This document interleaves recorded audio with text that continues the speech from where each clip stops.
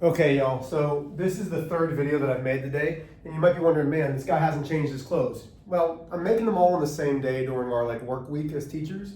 So while you guys are getting to sit back, relax, enjoy summer for a little bit longer, we're here getting ready, putting our hearts and souls into this, because what you need to understand is I love you guys. I haven't even met you, and I already love you. You are going to be my kids, not just for a year, but forever. Once you are in my class, you are my kiddo, and I will love you forever. So even though I'm wearing the same shirt, you're like, this guy's weird already. Well, that's true, I am weird, but I'm a good weird, okay? Because I want you to have all this stuff before you come in. So first off, we're going to talk about what a postulate is, or an axiom is what they're called. Okay, and the book describes this beautifully. It says, these are obvious truths observed in God's created order. Remember, math is beautiful. There is an order to math that follows God's plan, okay? Postulates are those obvious truths that are out there that God has embedded in our everyday lives. So, what we need to understand is these are true without proof. So postulates are true without needing to be proved. Okay? So postulates, we don't need to actually prove them. We know that they are true. But there is another word in geometry that needs proven. And this is a theorem.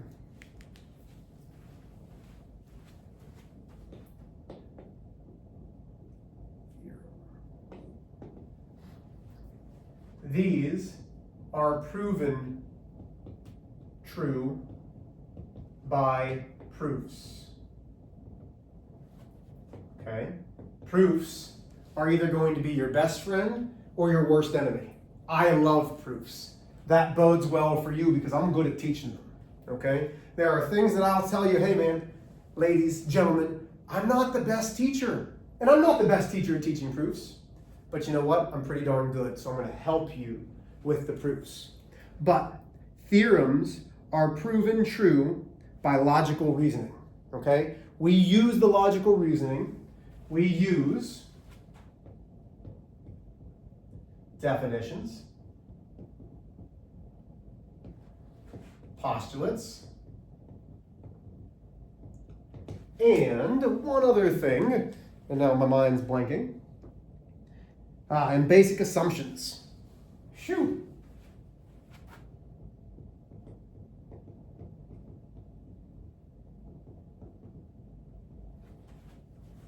To show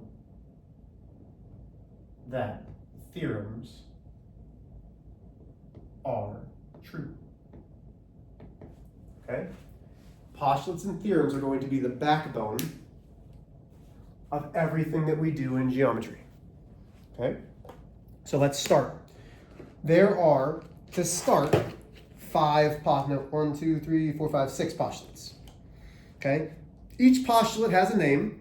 They might even have a number with it. But you need to understand the background of them, less the number, less the name. So, I'm going to bring the book up so that I have exactly what the book says, because what you'll learn is I like to go off script. I like to make my own wording that makes it make sense. And I'll do that in class. So we have the expansion postulate. This I've already covered. It has, so little subsets. A line must have at least 2 points. A plane must have at least 3 non-collinear points. Space must include 4 what? Non-coplanar points. That's called the expansion postulate. And I'm going to put the numbers underneath it, but I do not expect you to remember these. Why? Because these are only for the book. Okay? This is saying, in chapter 1, section 3, the first postulate is. Do you need to know that? Absolutely not. The expansion postulate says these things. Then we talk about the line postulate. The line postulate says, any 2 points form exactly one line. And I have fun with that, okay? We get to do some things, demonstrations in class, that'll help you remember that. And again, this is P1.3.2. Again, do I care about the numbers? No, but I want you to have them anyway. Postulate number 3 is the plane postulate.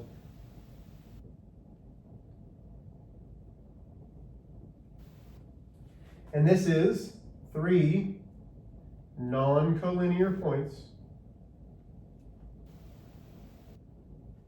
form exactly one plane. Number 4. Oh, I'm sorry, I forgot. This is P1.3.3. Okay, y'all, I'm going to keep doing it. I don't want to, but I'm going to keep doing it. Then we've got the flat plane postulate. And you're saying, Mr. H, I'm never going to remember all of these. I'm less concerned about the names. I'm more concerned about what they represent. Because again, postulates are truths that don't need to be proven. Okay? So, if 2 points lie in the plane, then the line containing those points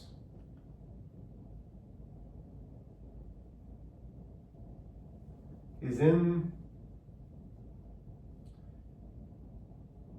the same plane.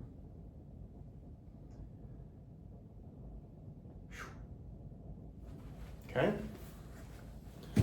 Where's my rag? Keep erasing here. Oh, don't forget, Mr. H. Redunculus. And when I first started teaching kiddos, I used to try to make the students remember every exact name and remember exactly the number. No. Y'all, if you can understand the concepts of what the postulate is saying, that's what matters. So number 5 is the line intersection postulate. Again, you're going to realize that the names kind of make sense. If 2 lines intersect, then they form exactly 1 point. And again, I will show you these in class with examples because all of this is real world stuff that I can show you. And it's kind of fun to do. Last but not least, the plane intersection postulate. And you might say, my gosh, this guy is boring. Right now I am. It's a lot of definitions, it's a lot of groundwork. Geometry is so much fun, guys, except we've got to understand where does it start. We've got to understand the basics before we can get into it. So, if 2 planes intersect, then they form exactly 1 line. And that is the last postulate for this section, 1.3.6, hot dog. Okay?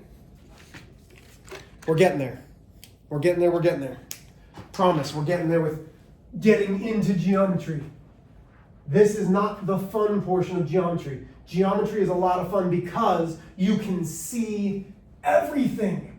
Algebra, man, it's abstract. You can't see variables. You can't really see equations. But geometry, you can see the plane because there's a wall in front of you. You have a piece of paper. You can see geometry, and that's what makes it so much fun. So, this is our first theorem. And we call it Theorem 1.3.1. And it says, a line and a point not on that line. Come on, Rich. Are contained in one and only one plane. Okay? And for that, I have to prove it. And guess what? In class, I will. Right now, I just want you to have the theorem. So a line and a point not on that line. So let's see if I can move this over and just give you a little basic thing. So here's the line. Here's my line. This white cover is a point not on that line. They're on the same plane. What if I have the tip of my marker way out here? That's not on the line, but look. My book is kind of the plane. It comes straight across, right? That would still include that point and that line. But we're going to show that a little bit more in class, and I'll have you guys do some demos with me.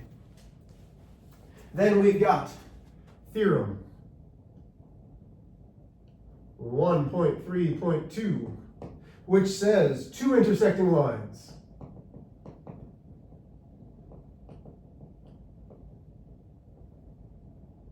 are contained in one and only one plane. Again, we will do this when we're starting to talk about the proof in class, once you see everything. And, oh man, I've done something wrong here. Hold on. You're really high. Can I move this down a little bit? There we go. Last but not least, and now you're going to see how I abbreviate theorems. I call it T1.3.3. Last one says two parallel lines. Come on, there it is. Are contained, you guessed it, in one and only one plane. And again, I will prove all of these in class. These videos are just head starts. It will get your mind thinking about what we will be doing the next day. As always, I love you, kiddos. If you have any questions, let me know.